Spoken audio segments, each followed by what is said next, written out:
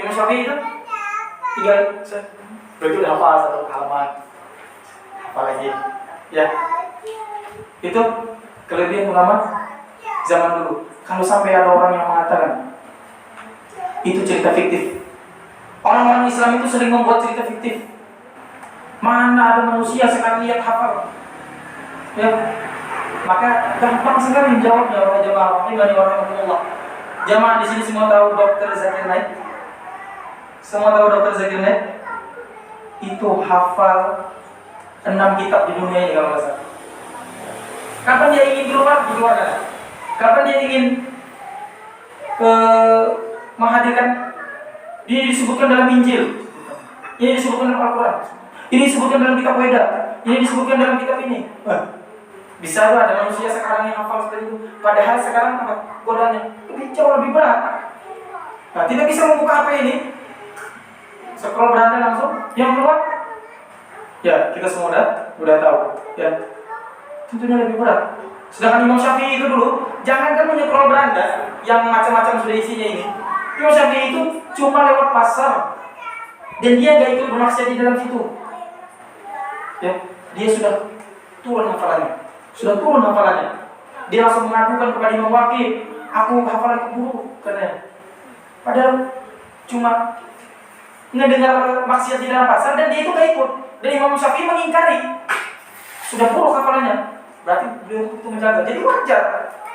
Sedangkan Dr. Zakir Naik sekarang ya, hafizahullah ta'ala, dalam keadaan dunia seperti ini, hafalan sudah masih bisa seperti itu. Berarti ini bukan masalah kami yang memberikan cerita fiktif. Masalahnya kalian sombong. Kalian itu tidak mau menerima kebenaran ini, kejayaan Islam pada zaman dahulu. Karena Islam pada zaman dahulu itu sangat-sangat berjaya. Diriwayatkan itu kalau kapalnya orang Islam dulu itu lewat kapal. Kalau dulu kan tidak ada pesawat, adanya pesawat air dan kapal. Kalau kapal orang Islam itu lewat di suatu negara, itu maka negara itu tidak berani membunyikan lonceng gerejanya. Tidak ada yang berani. Izzahnya kaum muslimin ya pada zaman itu, mulianya, tidak ada yang berani.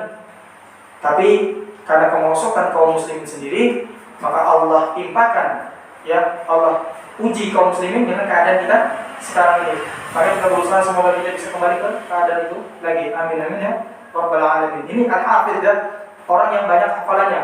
Kalau pada zaman dulu itu berarti orang yang sudah hafal kitab-kitab, puluhan kitab Al-Quran dan hafalannya kuat, teruji, tidak bercampur, itu al-hafidh.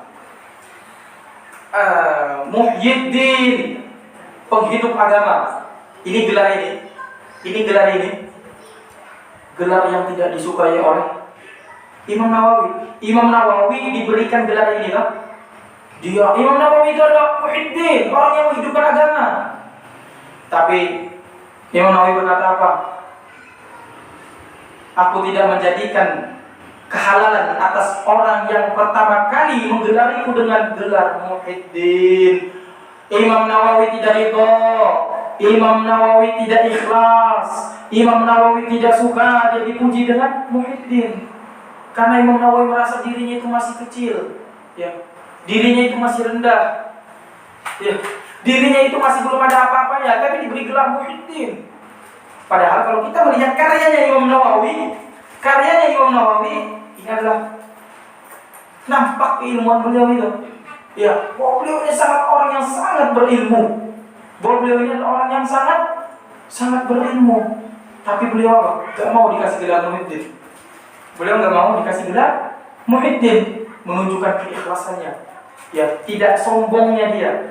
Ya, tidak seperti kita. Baru sekali ngisi, nanti udah buat nama IG-nya Ustadz, misalnya nama saya Abu Ahmad. Nanti di IG saya langsung saya ganti, ini kan sekali ngisi misalnya. Saya Ustadz Abu Ahmad. Kalau orang sekarang kan kebanyakan gitu kan, habis lulus pondok langsung kasih gelar Ustadz. 3 tahun, 4 tahun, 5 tahun lulus dari Madinah Ustadz. Pada zaman dulu, ya, orang itu udah mau dikasih gelar itu. La ta'jab la apa? Maja'atu hillan atau apa kata-katanya itu Imam itu. Aku tidak menjadikan halal orang yang memberikan gelar muhiddin kepadaku ini. Aku tidak ridho. Akan kutuntut nanti dia pada hari kiamat karena dia akan membuatku sulit dalam menjaga hati, gitu maksudnya. Dan dengan gelar ini, gelar yang muhiddin ini, Imam Nawawi menjadi lebih ada kerjaan tambahan. Jadi ketika nanti dia digelar orang, dipanggil orang ini, ya muhiddin, dia nanti harus mengembalikan hatinya lagi, harus tawadhu lagi, harus rendah diri. Dan itu sulit. Itu sangat sulit. Imam Hasan Al-Basri pernah berkata, ma'alatu syai'an asyaddu min niyati. Atau ma'alatu syai'an asyadda min niyati. Aku tidak pernah mendapati sesuatu yang harus kuobati, sesuatu yang harus kuperbaiki.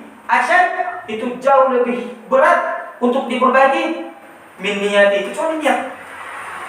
Kecuali niat. Ini ada sesuatu yang sangat berat, bahkan saking beratnya ini, ya, saking beratnya ini. Hisham rahimahullah taala, apa gelar untuk As-Suluki atau apa itu? Hisham pernah berkata apa? Wallahi, demi Allah, kata Hisham. Ya, ini untuk kita semua nih, kita semua yang menuntut ilmu sekarang. Apalagi yang berbicara. Hisham pernah berkata. Bukan Ibnu Hisham, tapi Hisham pernah berkata, wallahi demi Allah, ma astati'u an aqula, sungguh aku itu tidak mampu untuk berkata, atau aku itu tidak mampu untuk mengucapkan, ya, inni dhahabtu yawman qat, sesungguhnya aku pergi pada suatu hari, satu hari saja, sekali saja, atlubul hadis yuridu bihi wajh Allah azza wa jalla. Aku menuntut ilmu, dan aku dengan menuntut ilmuku itu, aku inginnya wajah Allah, aku inginnya pahala akhirat, aku inginnya ikhlas. Ya, jadi itu. Aku itu nggak berani, kata Hisham rahimahullah taala, mengatakan, dan aku itu tidak sanggup, bukan cuma tidak berani, tapi tidak sanggup mengatakan aku itu pernah menuntut ilmu sekali saja, sekarang aku ikhlas. Beda kalau zaman sekarang. Aku kan sudah ikhlas mengasihimu, kenapa kau seperti ini kepadaku? Misalnya seperti itu. Ikhlas, tapi dia bilang ikhlas. Ya, makanya sana saya pernah melihat ada baju itu di pondok, teman di pondok, adik kelas, ada baju kata-kata ikhlas itu seperti surah Al-Ikhlas. Tidak ada kata ikhlas di dalamnya. Paham? Coba Bapak Ibu baca sekali surah Al-Ikhlas. Qul huwallahu ahad, Allahus samad, lam yalid wa lam yulad, wa lam yakul lahu kufuwan ahad. Ada kata ikhlas? Satu kata, enggak ada. Seperti itulah ikhlas, kata begitu. Seperti itulah ikhlas itu. Masya Allah, saya pas melihat itu tersenyum, dan saya betul gitu. Hakikat keikhlasan itu yang gak bisa disebutkan saya ikhlas. Kapan orang itu mengatakan saya ikhlas, di situ kemungkinan besar dia nggak ikhlas. Ya, di situ kemungkinan besar dia nggak ikhlas, sebagaimana dikatakan para ulama. Makanya kita selalu rendahkan diri kita. Ya, sebagaimana ulama yang mau kita kaji kitabnya ini, dia adalah orang yang sangat rendah hati. Ya, namanya Abu Zakaria, ini kunyahnya Abu Zakaria. Dan ini sunnah dalam Islam. Ya, ini sunnah dalam Islam. Rasulullah SAW itu memerintahkan kita untuk berkunyah. Dan kalau nggak salah Rasulullah SAW itu memberikan kunyah kepada Aisyah. Apa itu kunyah? Kunyah itu nama seseorang disandarkan kepada ayah atau ibu atau ke anak, kalau nggak salah anak juga. Jadi Ibnu Taimiyah, ya, Ibnu Qayyim, Ibnu Katsir, Ibnu Jauzi, ini semuanya kunyah. Ya, Abu Ahmad, ya, Abu Talha, Abu Munzir, Abu Zaid. Nah, siapa lagi? Abu siapa lagi? Banyak. Dan kalau ini sunnah, perhatikan jemaah rahimahullah, jangan sampai ada sekalipun kita meledek sunnah ini. Abu-abu katanya. Jangan sampai ada yang ketawa ya jamaah sedang Jumat rahimahumullah ya. Karena ini bukan lawakan ya. Abu-abu katanya. Dia mengejek sunnah ini. Abu gosok katanya. Ya, Abu gosok katanya. Beraninya dia mengejek sunnah Rasulullah sallallahu alaihi wasallam. Padahal Allah Subhanahu wa taala berfirman, "Qul abillahi wa ayatihi wa rasulihi kuntum tastahzi'un." Katakanlah, apakah dengan Allah wa ayatihi, apakah dengan ayat-ayat Allah wa rasulihi, dan apakah dengan rasulnya kalian tastahzi'un, saling bercanda, saling mengolok-olok, kalian menghina. Apa kata Allah konsekuensi orang yang menghina ini? Yang menghina Abu Gosok, menghina apa lagi banyak, yang menghina cadar, menghina jamur, ya kayak kambing, ya Allah. Konsekuensinya adalah di ayat selanjutnya. Perhatikan jamaah rahimani wa rahimakumullah. La ta'tadiru, kata Allah, jangan kalian minta maaf. Qad kafartum ba'da imanikum, sungguh kalian itu telah kafir setelah kalian itu dulunya pernah beriman. Batal Islam seorang. Sungguh ini bukan sesuatu yang seimbang. Hanya dengan kita melakukan sekali ejekan untuk membuat ketawa teman kita, ya kita harus menghilangkan hak akhirat kita seluruhnya. Nas'alullah al-afiyah. Inna na'udzubika min kulli istihza'i fid din. Sesungguhnya kita berlindung kepada Allah dari seluruh bentuk cemoohan, ejekan, lawakan di dalam agama Allah Subhanahu wa taala. Ad-dinu 'azim. Agama Allah ini mulia, agama Allah ini agung. Tidak pantas untuk diejek di dalamnya, tidak pantas ada candaan. Sungguh seburuk-buruk candaan adalah menjadikan agama Allah sebagai candaan. Jamaah rahimani wa rahimakumullah. Kita lanjutkan Abu Zakaria, nama aslinya Yahya ibn Sharaf, ya, ibn Sharaf. Ini nama asli beliau. Beliau ini kana yaqra'u 'ala al-masyayikh syar'an wa tafri'an kull yawmin 12 darsan. Adalah dulu ini beliau ini ya Imam Nawawi ini belajar kepada syekhnya itu entah syarah atau tashihan pensahih hadis, karena beliau ini ahli hadis. Beliau itu pada setiap harinya itu ada 12 mapel. Jadi beliau itu satu hari belajar 12 kali pelajaran. Kalau satu kali pelajarannya itu insya Allah nggak mungkin kayak kita sekarang kan. Satu kali pelajaran 30 menit, insya Allah kayaknya nggak mungkin lah zaman dulu itu. Karena orang masih bersemangat dalam menuntut ilmu. Belum lagi sekali menuntut ilmu orangnya ribuan. Ya, 5.000. Dikatakan majelisnya Imam Ahmad itu 1.000 kalau nggak salah. 950-nya mencatat 100.000 atau 100.000 atau berapa? Banyak banget kan? Mungkin nggak kalau jamaah itu 100.000 anunya cuma 30 menit? Nggak mungkin lah. Kalau jamaahnya 3, 2, 1, 30 menit wajar. Tapi kalau jamaahnya segitu banyaknya, itu tidak mungkin. Ya, itu sangat tidak mungkin. Maka bersama dengan itu beliau menghabiskan berarti setiap waktunya satu hari itu tidak beliau habiskan kecuali untuk belajar. Sisanya apa? Ngobrol, main, canda kurang. Sisanya ibadah. Sisanya ibadah. Itu sekilas tentang Imam Nawawi rahimahullah taala. Ya, udah berapa nih? Udah lama ya? Udah sejam.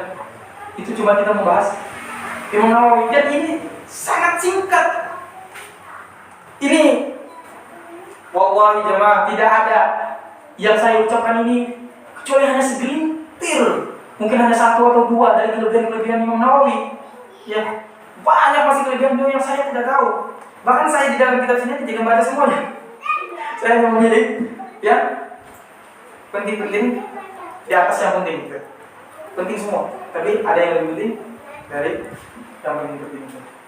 Tapi sudah menghabiskan waktu yang begitu lama, menunjukkan al-ilmu bahrun wasi'. Ilmu itu adalah laut yang sangat luas. Jadi kapan kita itu bisa berilmu, bisa belajar sholat, zakat, dan kita sudah merasa ujub, yang merasa sombong, mengatakan alim, ketahuilah bahwa jamaah rahimahullah, imam-imam dulu itu mereka mengatakan ma'ana alimun, aku ini bukan orang yang berilmu. Padahal kalau dia, kamu hafal Al-Quran? Ya hafal. Kamu hafal Sahih Bukhari? Ya hafal. Kamu Sahih Muslim hafal? Hafal. Kamu Sunan Abu Daud? Hafal. Sunan Ibnu Hibban? Hafal. Sunan Tirmidzi? Hafal. Apa semua? Dia bilang apa? Makanya alim. Aku bukan orang yang berilmu. Aku bukan orang yang berilmu. Kita mengatakan kita berilmu. Ya, dengan sombongnya kita duduk. Ya, dengan sombongnya kita duduk. Mengatakan kita seorang yang berilmu. Aku sudah mengisi ceramah. Ya, atau aku sudah duduk di kajian lama. Aku sudah kuat. Aku orang yang berilmu. Katanya, sudah hafal? Belum. Ada baik? Oh, pernah hafal? Coba hadis ke-7. Lupa. Gak hafal namanya.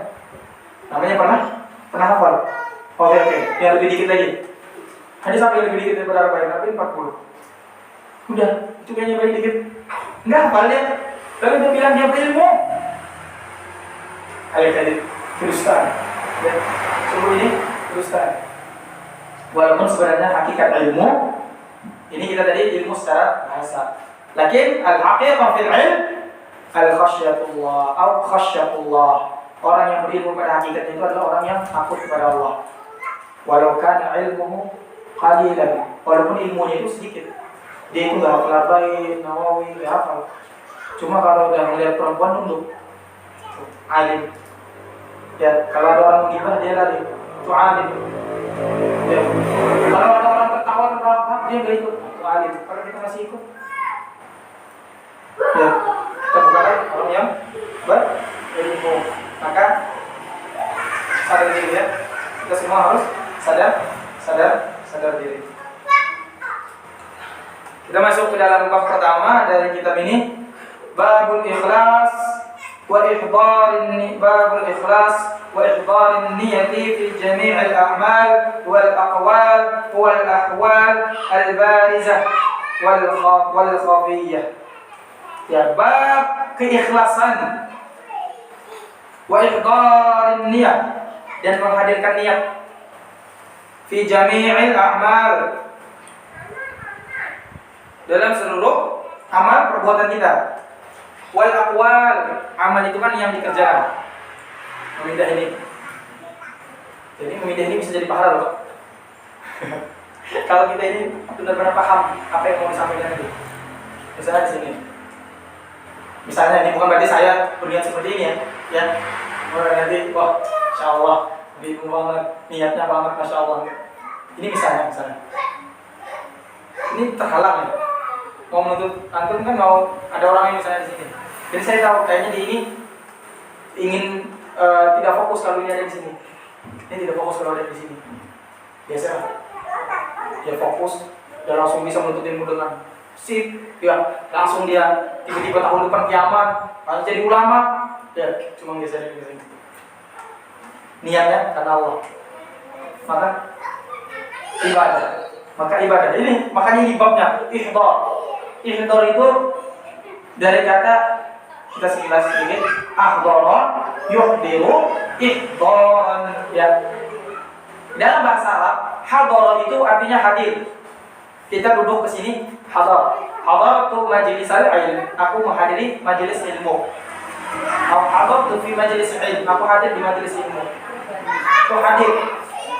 Cuma hadir. Tapi kalau ahdartu an-niyata fi qalbi, itu artinya menghadirkan, mendatangkan. Jadi tadi itu ya, pas kita menggeser ini kan niatnya sebenarnya menggeser ini kan perbuatan mubah, nggak haram juga. Tapi nggak juga di dalam nas Al-Quran ataupun Sunnah disebutkan barang siapa yang menggeser botol ke kanan 3 cm dapat pahala, nggak ada. Ya, nggak ada. Setahu ya sih, sepengetahuan Anda selama Anda belajar yang baru sebentar ini, siapa tahu nanti di sana Anda yang tahu juga. Yang baru sebentar ini, setahu Anda nggak ada. Maka dapat ambil hukum bahwasanya al-aslu fil asya'i al-ibahah. Hukum asal segala sesuatu itu mubah. Jadi kalau dia cuma digeser kayak gini ya mubah, jangan haram. Tapi nggak ada pahala juga. Tapi yang asalnya tadi tidak ada niat untuk menyembah Allah, mengharapkan pahala dari Allah Subhanahu wa taala, lalu dia geser mengharapkan pahala Allah. Pahala. Ini babnya. ihdar, ya menghadirkan niat. Fi jamil amal, dalam setiap amal. Seperti ini perbuatan yang tadi. Wal aqwal, dan dalam ucapan. Dalam ucapan.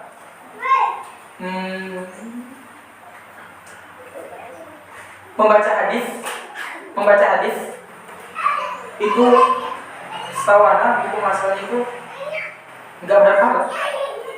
Orang yang membaca hadis itu nggak berpahala. Makanya di sana itu ada kelompok yang melenceng dari agama Allah SWT yang lurus. Mereka itu menghatamkan Sahih Bukhari yang sehari baca mujawab, hanya dibaca seolah-olah kayak Al-Quran. Kalau Al-Quran kan pahala. Jadi pahala. Memang zat kita ketika membaca itu pahala. Alif Lam Mim. Ya kata Rasulullah SAW, la aqulu alifun harfun wa lam harfun wa mim harfun walakin la aqulu alif lam mim harfun walakin alifun harfun wa lam harfun wa mim harfun. Kata Rasulullah SAW, aku tidak mengatakan alif lam mim itu satu huruf tapi 3 huruf. Ya, satu hurufnya nanti itu apa? Man qara'a harfan min kitabillah falau hasanah wal hasanatu bi asyri amsalha, dan satu kebaikan akan dilipat gandakan pahalanya 10. Itu kalau Al-Quran baca. Kalau Al-Quran dibaca seperti itu, dia dapat pahala. Tapi kalau hadis enggak. Dengan kita baca hadis itu enggak berpahala. Maka di sana ada orang yang menghatamkan hadis Sahih Bukhari itu dalam 1 hari, Masya Allah. Segini tebal Sahih Bukhari itu. Hadisnya itu di dalamnya sekitar 7.000.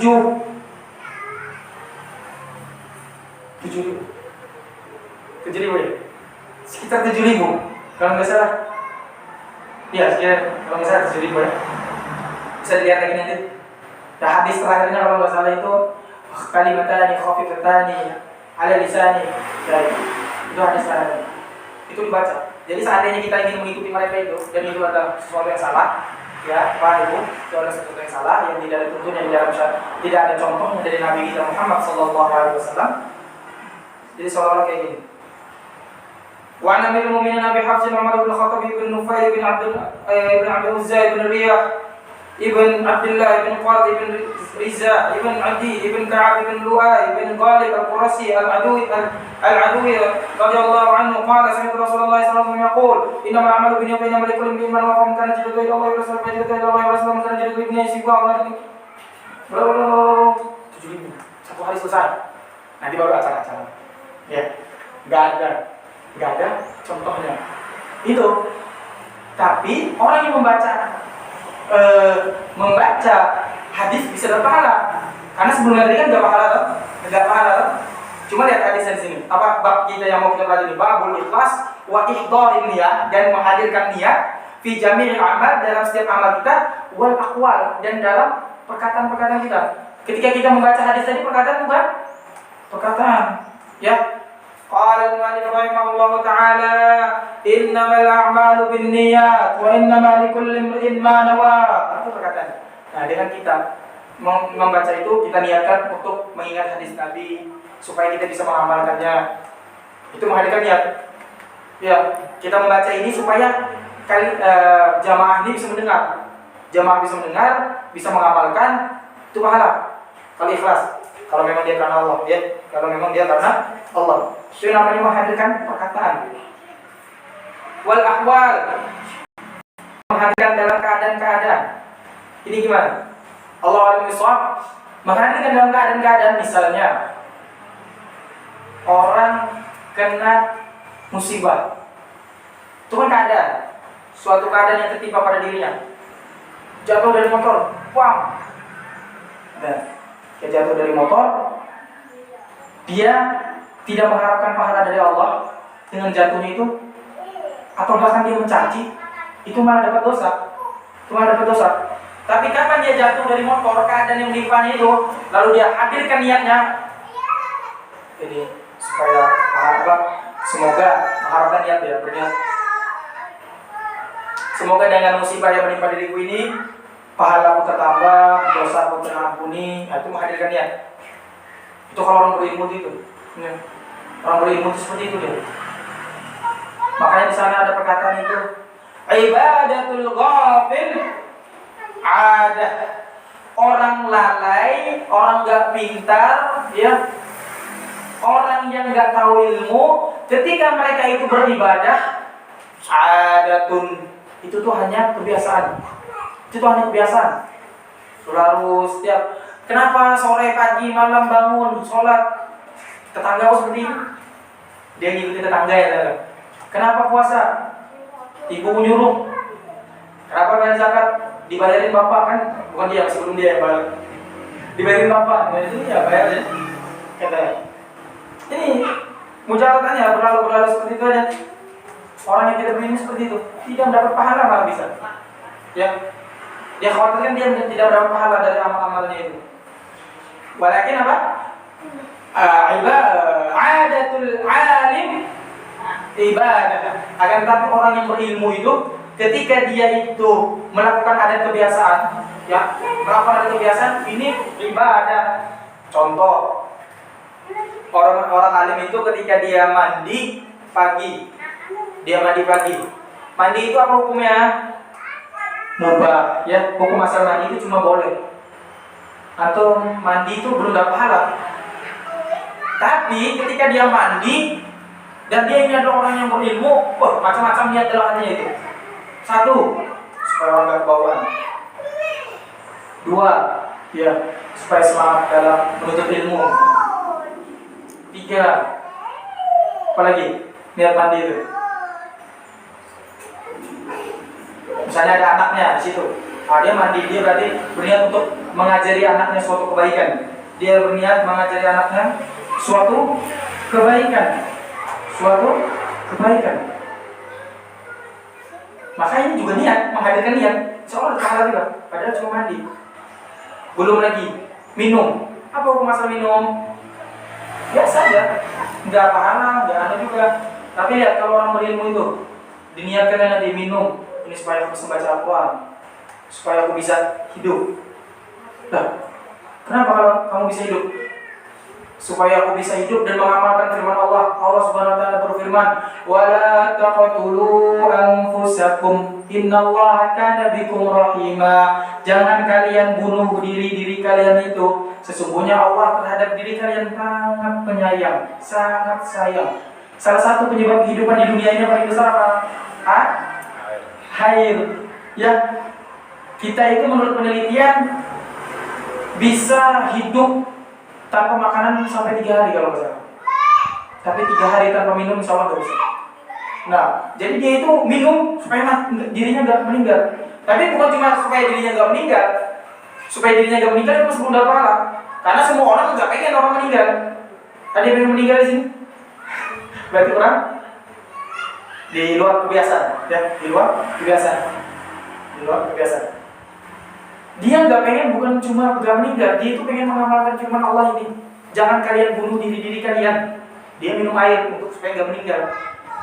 Dan pahala, lihat orang-orang yang berilmu itu, dia bisa menghadirkan niat sebagaimana pemimpinnya.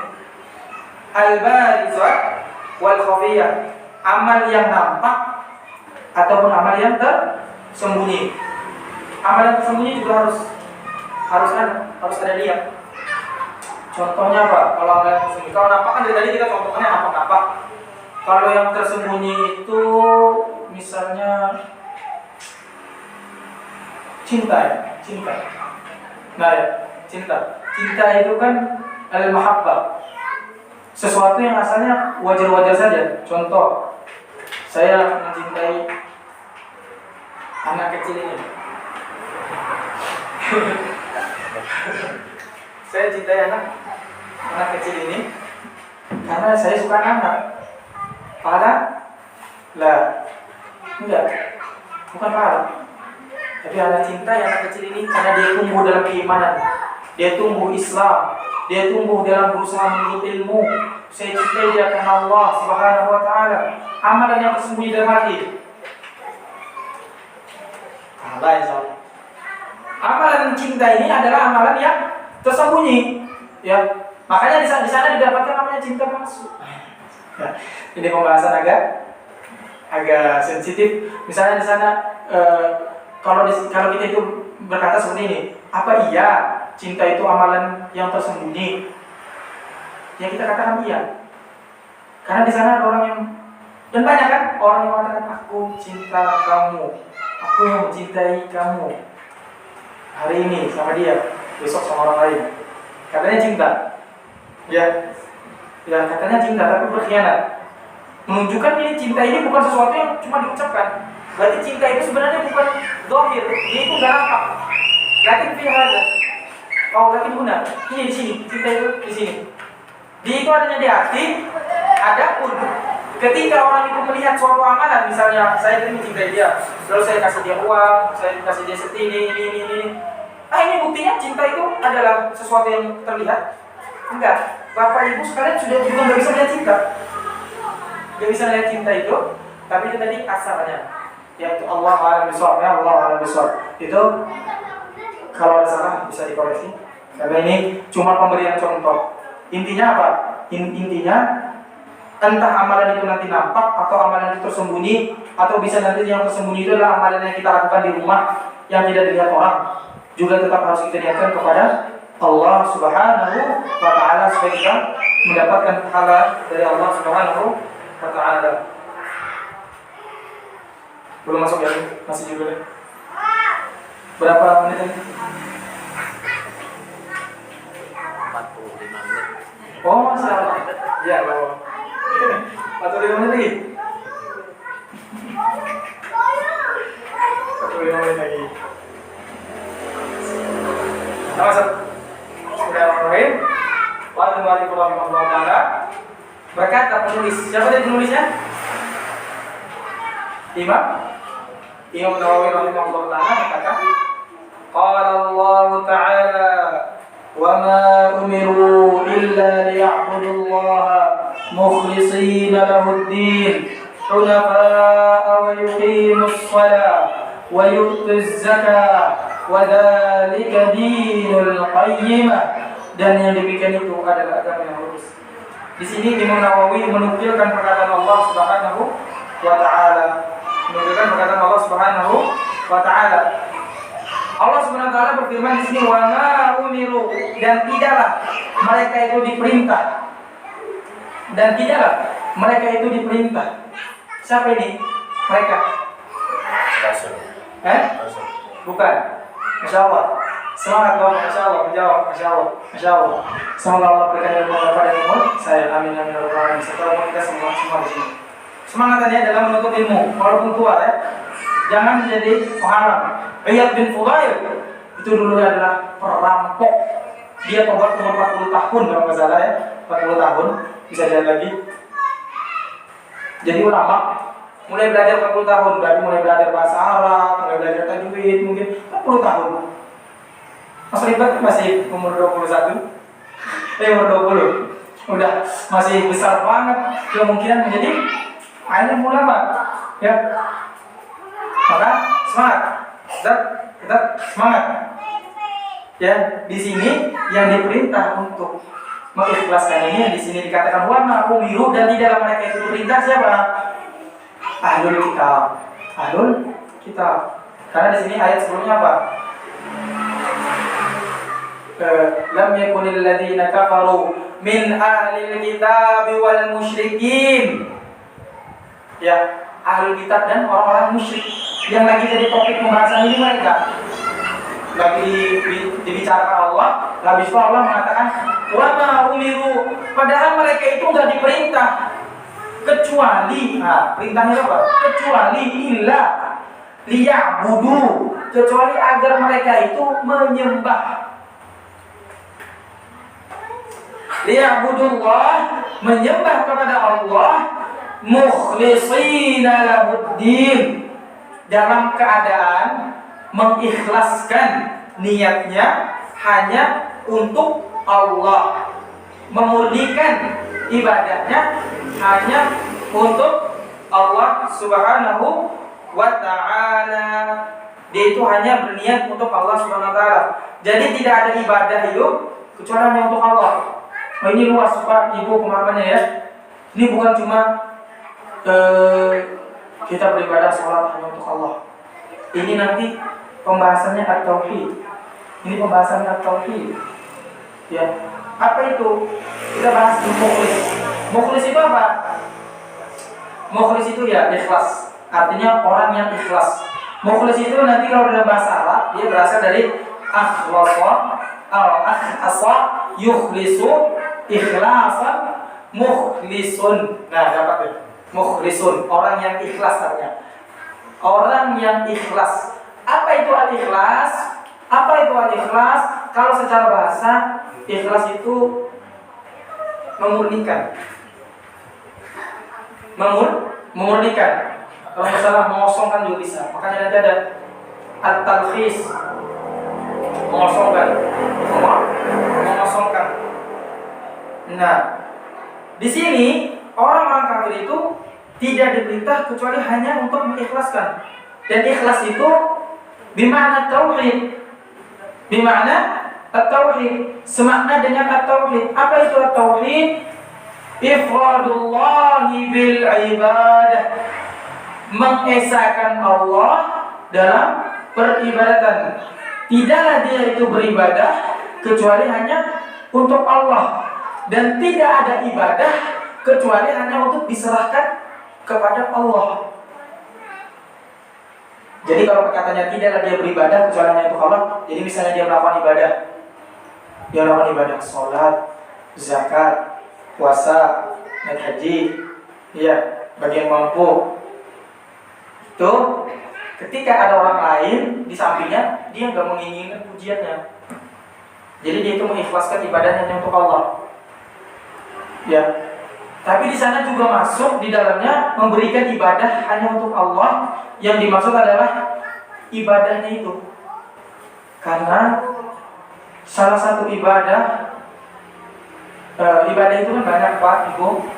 Ada doa. Doa itu ibadah kan? Apa yang menunjukkan bahwa doa itu ibadah? Dalilnya dari firman Allah Subhanahu wa taala, "Wa idz qala rabbukum ud'uni astajib lakum." Dan ketika Allah Subhanahu wa taala Rabb kalian itu berkata, "Ud'uni, berdoalah kepadaku." Nah, berdoalah kepadaku. Sesuatu yang diperintahkan itu adalah ibadah. Sesuatu yang diperintahkan itu adalah ibadah. Ketika orang itu diperintahkan untuk beribadah, maka ibadah ini ketika orang itu diperintahkan untuk berdoa, maka berarti doa ini adalah suatu ibadah. Nah, ibadah ini hanya boleh ditujukan kepada Allah. Itu maksudnya juga, termasuk mukhlisin. Kenapa Allah menyinggung ini? Karena dulu orang-orang musyrik itu mereka berdoanya kepada patung. Walaupun tujuan mereka itu juga tetap berdoa kepada Allah. Patung-patungnya itu adalah patung-patung orang soleh. Jadi dulu itu ada orang soleh, ya orang yang soleh. Habis itu dia meninggal, dibuatin patungnya. Lalu mereka beranggapan ini kan orang soleh ini dekat kepada Allah. Jadi kalau kita ingin dekatkan kepada Allah juga, kita berdoa kepada Dia saja. Ya seperti itu berpikirnya. Apakah ini benar? Jawabannya tidak. Karena Allah Subhanahu wa taala berfirman, "Ud'uni, berdoalah kepadaku." Allah tidak mengatakan apa? Ud'u auliyai, berdoalah kepada wali-waliku. Tidak. Allah tidak mengatakan seperti itu. Oleh karena itu, kita tidak boleh berdoa kecuali hanya kepada Allah. Walaupun sampai orang itu tadi adalah orang yang sedekat-dekatnya dengan Allah. Hatta Nabi. Dan ini adalah orang-orang musyrik zaman dulu. Mereka itu berdoa kepada selain Allah. Maka ini tidak boleh. Maka kalau kita beranikan diri untuk mengkiaskannya kepada kita yang zaman sekarang ini, maka kita tidak boleh berdoa kepada penghuni kuburan. Misalnya ada suatu kuburan yang diagungkan, ini kuburan wali fulan, ini kuburan ini, ini kuburan ini. Maka berdoa kepada dia, nanti dia yang nyampaikan kepada Allah. Maka jawaban pertamanya adalah apa? Jawaban tidak. Enggak, aku nggak mau berdoa kepada dia. Aku langsung mau berdoa kepada Allah karena Allah yang memerintahkan kepadaku. Kita itu hanya boleh berdoa kepada Allah, tidak boleh lewat ke selain Allah. Ya, tidak boleh lewat ke selain Allah. Allah SWT berfirman, "Ud'u rabbakum tadarru'an wa khufiyah." Kalau saya kalian berdoalah kepada Rabb kalian, serulah Rabb kalian dalam keadaan tunduk dan lirih, ya tadarru'an wa khufiyah. Maka kalau kita mengetahui ini adalah ibadah yang hanya boleh untuk Allah, maka kita tidak boleh palingkan kepada selain Allah. Baik itu berupa patung-patung seperti yang dilakukan di zaman musyrik zaman dulu, atau sekarang kuburan, ya, atau malah lebih parah lagi pohon. Apalagi kalau di daerah sini kan banyak pohon tuh. Sehingga ada pohon-pohon besar. Maka jangan sampai kita memberikan ibadah kita pada pohon tersebut. Termasuk dari ibadah apa? Al-khawf, takut. Allah SWT berfirman, "Fala takhafu wa khafuni in kuntum mu'minin." Jangan kalian itu takut kepada mereka, dan takutlah kepadaku, kata Allah. Lihat, cara kita mengetahui sesuatu itu adalah ibadah atau bukan. Kalau dia itu sesuatu yang diperintahkan kepada Allah, Allah yang memerintahkannya, maka ini berarti apa? Ibadah. Kapan sesuatu itu diperintahkan oleh Allah, maka berarti kita tidak boleh memalingkan sesuatu ini kepada selain Allah. Berarti rasa takut. Rasa takut ini Allah larang kita takut. Allah larang kita takut kepada mereka. Walakin wa khafuni, tapi takutlah kepadaku. In kuntum mu'minin, jika kalian itu benar-benar beriman.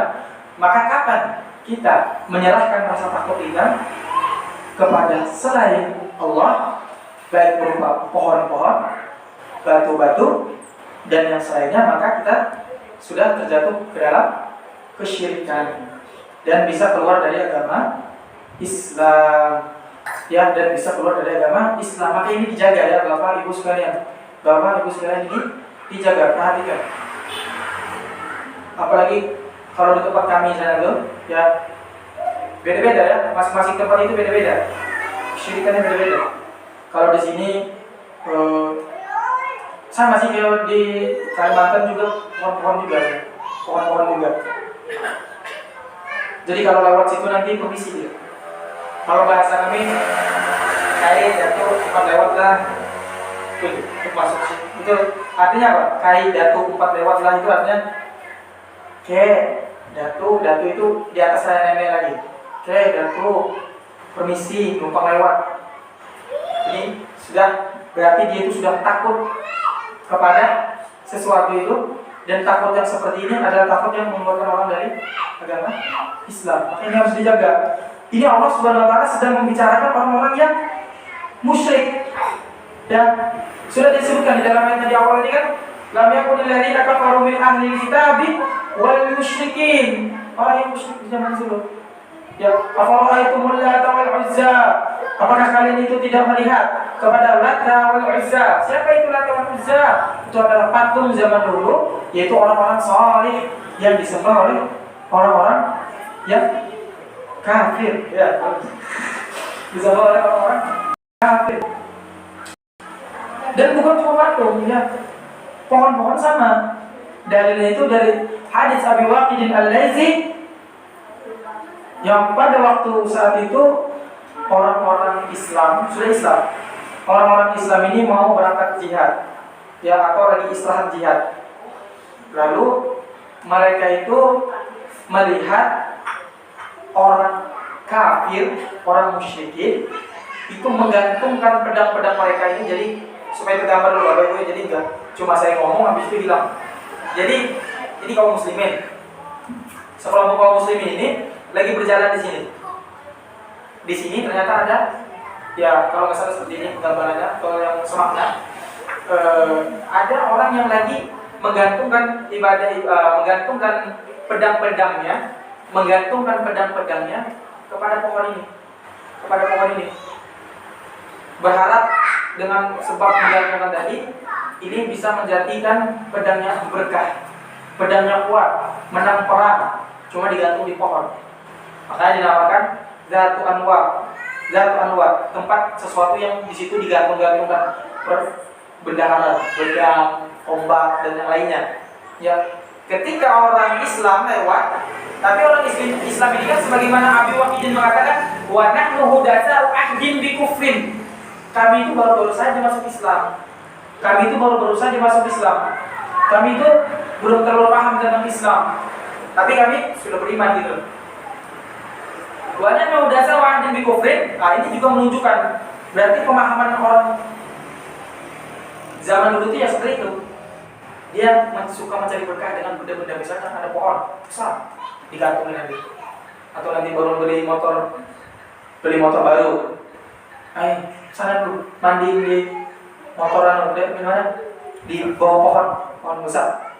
Padahal kalau dia mandi di cuci mobil dekat Mangu itu lebih bagus, lebih bersih. Ada di sana di Mangu pencucian mobil di dekat bandara itu, insya Allah lebih bagus gitu walaupun kaya. Daripada dia cuci di situ, agamanya hilang. Nah, wa nahnu hudatsa'u ahdin bi kufrin, dan dulu itu kami masih awal-awal masuk Islam. Kata Abi Waqid Al-Laitsi. Waktu itu ketika melihat orang kafir atau orang musyrik itu melakukan itu, kami iri. Kami juga pengen. Lalu kami bilang sama Rasulullah, Masya Allah ya. Mereka bilang kepada Rasulullah, ya Rasulullah, ij'al lana dzata anwatin kama lahum dzatu anwat. Wahai Rasulullah, tolong buatin kami ini pohon yang kami bisa gantung-gantung juga, sama kita ngalap berkah juga. Kata para sahabat. Kata Rasulullah apa? Allahu Akbar. Masuk Allahu Akbar. Allah Maha Besar. Ya. Inna as-sunan. Ini sesuatu yang as-sunan itu kayak kebiasaan gitu. Ya. Inna as-sunan. Kultum, gimana kata di sini? Kalian mengatakan sebagaimana kama qala Banu Israil li Musa, atau kama qalat Banu Israil, atau kama qala sallallahu alaihi wasallam. Ya. Kalian itu mengatakan sebagaimana yang persis dikatakan oleh Bani Israil, orang-orang Yahudi. Dulu itu orang Yahudi mengatakan apa? Disebutkan dalam Al-Quran dan ini hadisnya. Mereka itu mengatakan apa kata Rasulullah? Ij'al lana ilahan kama lahum alihah. Jadikan bagi kami itu Tuhan, wahai Nabi Musa. Ij'al lana ilahan kama lahum alihah. Tolong jadikan kami itu, berikan kami ini satu Tuhan, atau buatlah kami, berikan kami ini Tuhan sebagaimana mereka itu punya Tuhan-Tuhan yang banyak. Orang Yahudi meminta Tuhan kepada Nabi Musa. Padahal kan Nabi Allah kan satu-satunya Tuhan. Nah, mereka Yahudi minta Tuhan lagi. Sama kan orang Yahudi sama orang musyrik? Sama. Allah Rasulullah sama kan? Kama qalat Banu Israil, kata Rasulullah. Kalian ini berkata, dan perkataan ini perkataan musyrik, perkataan syirik. Nah, perkataan yang menyebutkan Allah di dalamnya. Ini perkataan kalian ini kama qalat Banu Israil, sebagaimana Bani Israil itu pernah berkata dulu seperti ini. Makanya ini Allah SWT bantah mereka berdua, yaitu ahli kitab. Ahli kitab itu apa? Bani Israil sama kaum Nasrani. Ya, kaum Nasrani nanti beda lagi. Dia menjadikan Nabi Isa sebagai sesembahan. Dia berdoa kepada Nabi Isa, mengharap kepada Nabi Isa. Yang lebih parah lagi mengatakan Nabi Isa itu anak Allah. Ya, dia jadikan seperti itu. Allah bantah. Wa ma umiru, padahal mereka itu tidak disuruh kecuali hanya mengikhlaskan ad-din, lahuddin, hanya mengikhlaskan untuk Allah ibadah. Jadi maksud Allah itu mereka itu jangan berdoa kecuali hanya kepada Allah. Jadi jangan kepada patung-patung ini. Kalau orang musyrik itu kepada patung. Tapi di sana juga ada yang beribadah kepada para malaikat. Ini juga kaum musyrikin zaman dulu yang beribadah kepada malaikat ada. Ya, ada yang beribadah kepada Nabi Isa, ada juga. Ada yang beribadah kepada Uzair. Uzair bin Allah mereka. Uzair bin Allah. Mereka mengatakan kabar kekufuran. Kalau nggak salah mereka juga menyembah Uzair. Ya, kaum Yahudi. Atau mereka juga tadi meminta ilahan, ini juga masuk kekufuran kan? Ya. Ada juga yang di sana menyembah batu-batu. Sama semua. Dan di sini dibantah Allah, mereka itu sebenarnya hanya disuruh dari dulu itu, dari zamannya Nabi Nuh, itu dari dulu udah disuruh mengikhlaskan ibadah hanya untuk Allah. Ya, hanya disuruh mengikhlaskan ibadah untuk Allah, tapi mereka dari dulu membantah. Enggak, ini adalah perantara kami kepada Allah. Ini yang akan menyampaikan doa-doa kami kepada Allah. Karena mereka ini orang-orang soleh. Makanya di dalam surah Nuh dikatakan juga, ketika kaum Nabi Nuh itu disuruh untuk meninggalkan peribadahan kepada orang-orang soleh itu, maka tokoh-tokoh kaumnya mengatakan apa? La tadharni, la tadhar,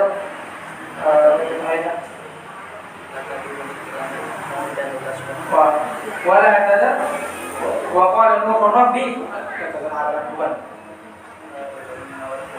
la tadharunna wadda wa la suwa'a wa la yaghutha wa ya'uqa wa nasra. Ya, kata Nabi Nuh apa? Oh, Nabi Nuh. Bukan kata Nabi Nuh. Kata musuhnya Nabi Nuh. Nabi Nuh menyuruh ibadahnya kepada Allah, jangan berdoa kepada selain Allah. Tapi lawannya mengatakan apa? Wa la tadharunna.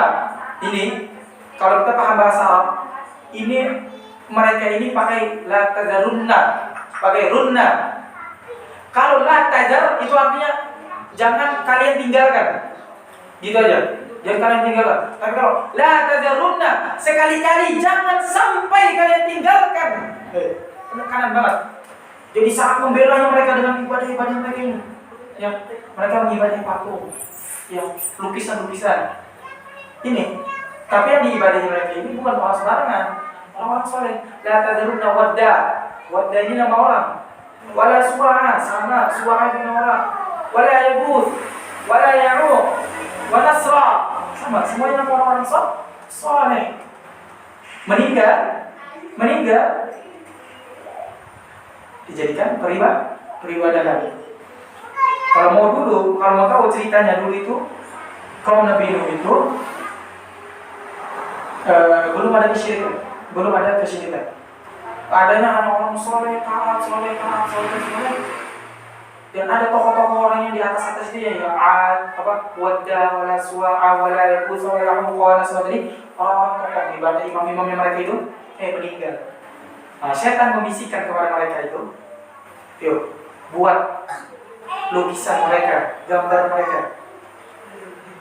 mereka untuk mengenang dan taruh di tempat yang kalian nanti bisa duduk ke situ dan mengingat mereka. Lihat, tujuan utamanya hanya mengingat.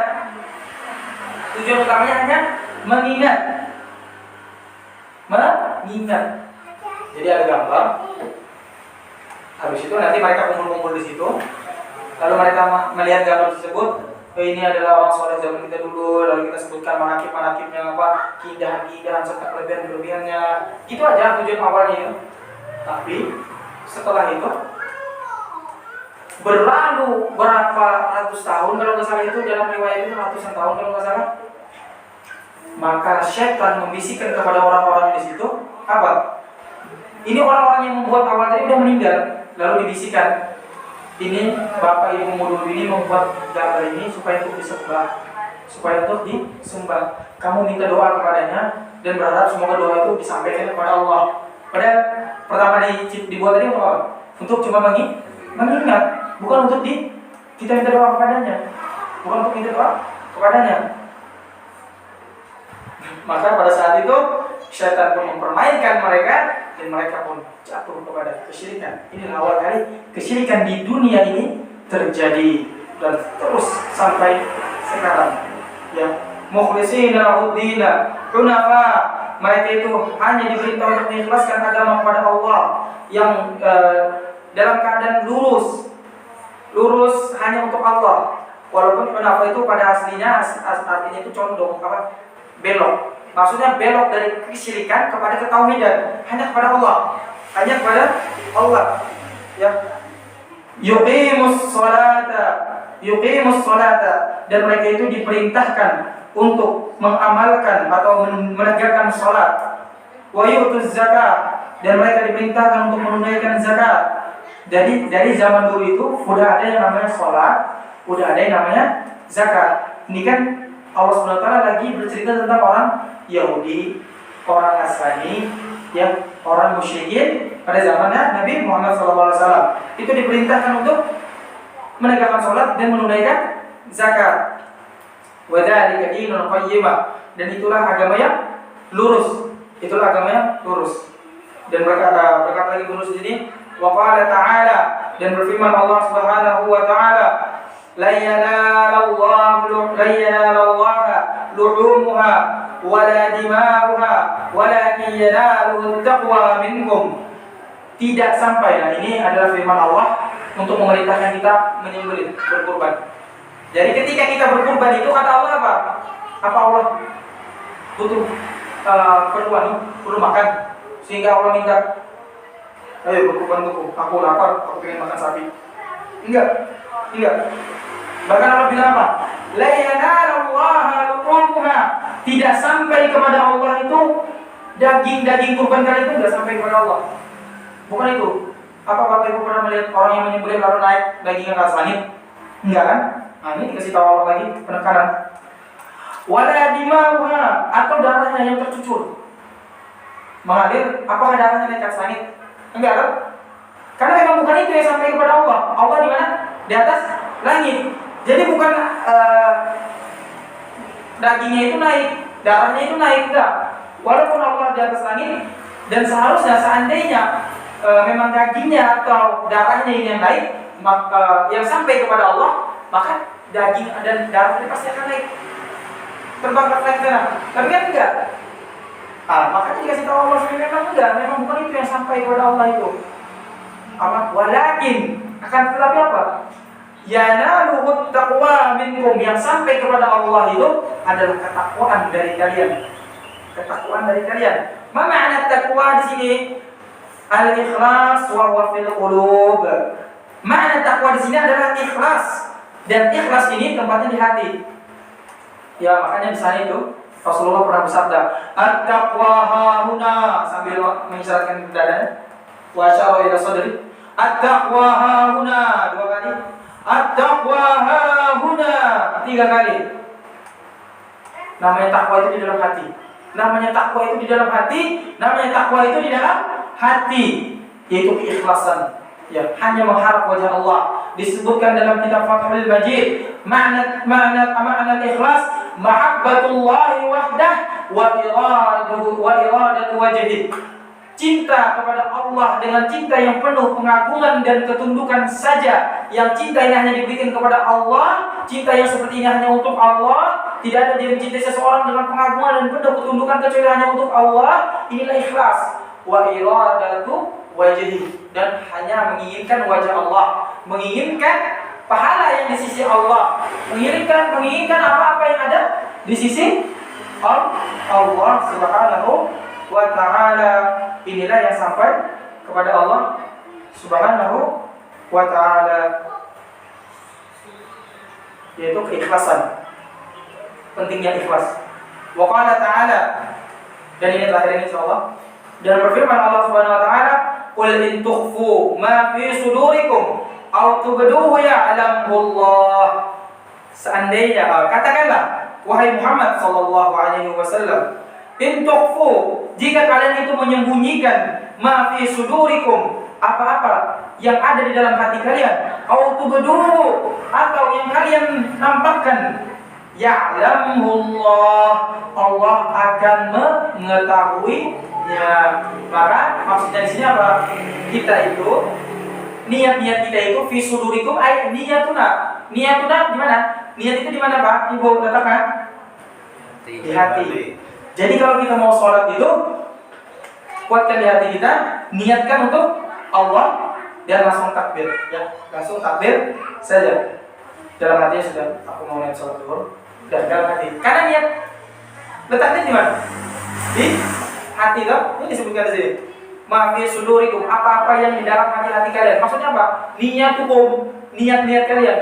Jadi kalau sholat itu tidak dianjurkan untuk mengucapkan nawaitu usolli al-fardhu al-maghrib dan seterusnya, ya, itu tidak dianjurkan karena tempatnya niat itu di dalam hati. Jadi kapan kita berdiri sholat, berdiri di sini, dan kita sudah mengetahui bahwa ini waktu zuhur, lalu kita kunci dalam hati kita, ini aku mau sholat zuhur, bukan dilakukan seperti ini, jangan ini, mau sholat zuhur, langsung Allahu Akbar. Tapi jangan juga terlalu lalai. Sebagian orang dia terlalu meremehkan perkara ini. Niat itu di dalam hati katanya. Enggak ada pelafatan niat dalam sholat itu. Enggak ada. Maka dia sholat, kapanpun dia mau sholat langsung ya Allah. Allah. Kita dapati kadang kita sendiri itu lupa ini sholat apa. Menunjukkan berarti ini dia waktu itu lagi lalai itu. Maka sebelum sholat diam dulu sebentar sejenak dan ingat, kamu ini mau sholat apa? Kamu ini mau sholat apa? Berdiri, diam dulu. Oh, ini sholat zuhur. Karena kadang pernah kalau nggak salah waktu bangun tidur atau apa itu pernah ada itu, tak kira sholat zuhur apa itu, tak kira masuk sholat apa. Saya kira itu sudah waktu sholat asar. Ternyata baru sholat zuhur. Ya, maka namanya niat itu juga harus dikunci juga, bukan terlalaikan juga, enggak. Ya, niat itu wajib hukumnya. Ya, jadi dalam sholat. Ada yang mengatakan niat itu berbarengan dengan takbir. Jadi ketika antum mengatakan Allahu Akbar, ketika itu juga antum meniatkan Allahu Akbar, maksudnya apa? Langsung sholat zuhur atau apa? Ya, jadi bukan dilafadzkan. Allahu a'lam bishawab. Nanti bisa dikaji dan ditanyakan kepada ustadznya yang mengkaji pemdatulahkan di sini. Ya, ini menunjukkan letak niat itu di hati. Maka niat-niat kita akan diketahui oleh Allah Subhanahu wa taala. Jika kita menginginkan dari setiap kita perbuat ini adalah wajah Allah, maka Allah akan membalasnya. Ya, apabila kita menginginkan dari kita perbuat ini adalah pujian manusia, kekaguman manusia, ya, dan yang lainnya dari bagian-bagian dunia, dia ingin duit, ya, dia ingin makanan, dia ingin wanita, maka itu nanti akan kita kaji dalam hadis yang setelahnya ini. Ini kan belum masuk hadis, ternyata nggak cukup juga. Ini belum masuk hadis saya. Kita masih dalam pembukaan ayat. Nanti hadisnya, hadis pertamanya adalah innamal a'malu binniyat. Setiap orang itu hanya akan mendapatkan apa yang dia niatkan. Jadi perhatikanlah niat-niat kita semua. Terakhir kita dengarkan nasihat dari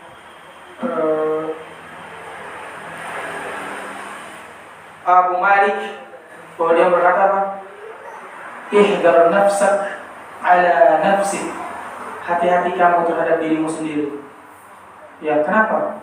Kenapa kita harus berhati-hati terhadap diri kita sendiri? Kata si Abu Malik, karena aku itu telah melihat bahwasanya orang mukmin itu dia itu sudah mengalami kecapean di dunia.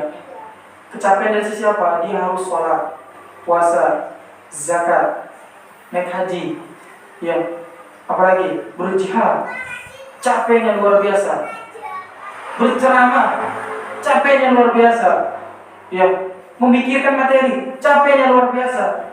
Ya, duduk mendengar, capeknya luar biasa. Menyimak dengan baik, capeknya luar biasa. Ya, tidak berbicara saat orang berbicara, capeknya luar biasa. Sudah capek kita di dunia ini.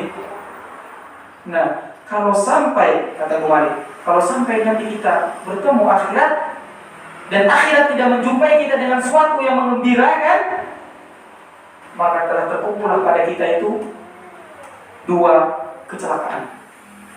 Kecelakaan di dunia karena kita sudah capek-capek, ya. Orang di sana diskotik, enak banget, main musik enak banget, apa minum-minuman keras, ya bagi orang mengatakan enak, ya enak, ya, dan yang lain-lainnya berpacaran enak. Dari sisi dunianya sudah enak, kita berani meninggalkan itu, lagi sudah bercapek-capek kan? Ternyata sudah capek di dunia, kita gagal. Pas kita ketemu di akhirat, ternyata tetap masuk ke dalam neraka. Wasyiqa'ul akhirah. Dan dia akan mendapatkan kehilangan lagi, kecelakaan lagi di akhirat. Lalu orang yang dinasihati oleh Abu Malik ini bertanya, bagaimana orang itu bisa capek, bisa celaka di akhirat, sedangkan dia itu sudah bercapek-capek. Yang sobu lillah, dia ini telah, yang sobu itu sudah mengerahkan usahanya, ya mengerahkan bercapek-capek di jalan Allah, sholat, zakat, puasa, naik haji, semuanya dilakukan. Bagaimana bisa orang itu celaka di akhirat? Lalu Abu Malik mengatakan, "Kaifa bil qabul, wa kaifa bis salamah?" Bagaimana bisa diterima? Bagaimana bisa selamat di akhirat? Summa qala, kemudian Abu Malik mengatakan, ini yang kita kunci, supaya ketika kita beramal, habis itu kita sudah mulai kagum dengan amalan kita, ingat perkataan ini. Atau ketika kita beramal, lalu ada orang lain yang melihat dan terbetik di dalam amalan itu untuk dipuji oleh orang lain tersebut, maka ingat perkataan ini, kam min rajulin yara annahu qad aslah sya'nah, qad aslah qurbanah, qad aslaha himmatah, qad aslaha amalah. Betapa banyak orang itu, banyak sekali orang itu, kata Abu Malik, yang dia itu telah menyangka bahwa dirinya itu, bahwa dirinya itu telah memperbaiki urusannya, perkara yang di dirinya itu sudah dianggapnya semua baik. Aku ada orang yang saleh, dia sudah mengira seperti itu.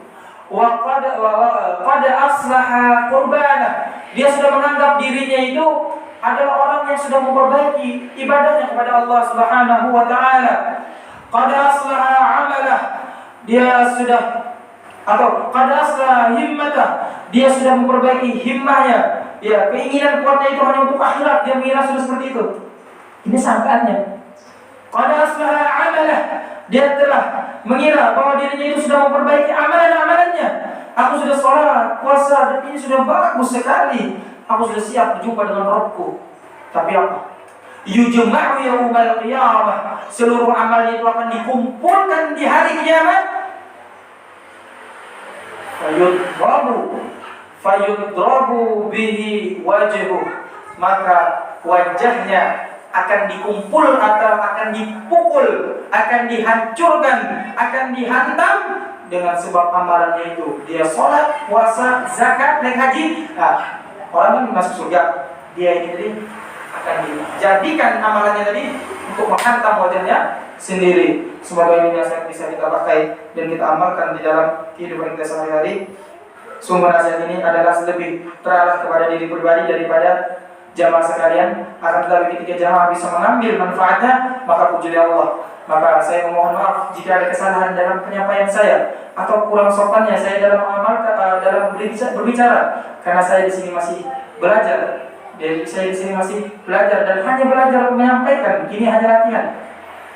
Ya, hanya latihan. Bukan berarti saya orang berilmu. Maka saya mohon maaf dan mohon maklum serta mohon dibenarkan jika memang saya salah, apalagi kurang tutur sopan, tutur bahasa yang kurang sopan, atau tingkah laku yang kurang baik atau kurang pantas, maka saya mohon maaf. Dan jika ada benar, semua itu hanya dari Allah, murni dari Allah. Hanya alat yang digunakan Allah itu adalah saya hanya alat, alat untuk Allah menyampaikan ilmu itu kepada antum sekalian. Tapi ilmu itu, kebenaran itu hanya murni datang dari Allah Subhanahu wa taala semata. Dan jika ada kesalahan, itu datangnya dari diri saya pribadi. Sebabnya adalah saya, karena kebodohan saya, karena kurangnya ilmu saya, karena beraninya saya berbicara dengan sesuatu yang saya masih ragu.